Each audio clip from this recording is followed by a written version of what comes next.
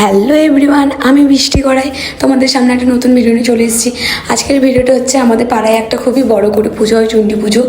এখানকার পুজোতে প্রচুর ভিড় হয়, অনেক জায়গা থেকে লোকজনও আসে। এখানকার ঠাকুর খুব জাগ্রত, যে যা চায় তার সব ইচ্ছে পূরণ হয়। তো এখানে ছোটোখাটো মেলাও বসে। আমাদের পাড়ায় সব থেকে ধুমধাম করে এই পুজোটাই হয়। যাদের মানসিক থাকে তারা খুবই ধুমধাম করে মানসিক পূরণ করে। এখানে পাঠা বলি হয়, অনেক বড় বড় ছাগল আনে। যাদের মানসিক থাকে, কারো বড় ছাগল থাকে, কারো ছোটো, এখানে ডন্ডি কাটা হয়। এত গরম যে আমরা সেদিন থাকতে পারছিলাম না, আমরা এখানে বরফ পানি খেলাম। আমি আমার ওদেরকেও বলছিলাম তোরা খা, কারো ইচ্ছে নেই।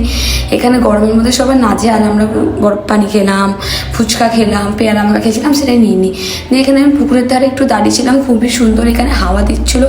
এখানকার চারিদিকে ওয়েদারটা খুব সুন্দর। তো পুজোটা আমাদের সেই সকাল 1টার সময় স্টার্ট হয়, আর শেষ হতে আমাদের সন্ধে হয়ে যায়। যতক্ষণ না আমাদের ঘর থেকে ফুল পড়ে ততক্ষণ পুজোটা সম্পূর্ণ হয় না। তো ফুল পড়ার অপেক্ষায় সবাই দাঁড়িয়েই থাকে।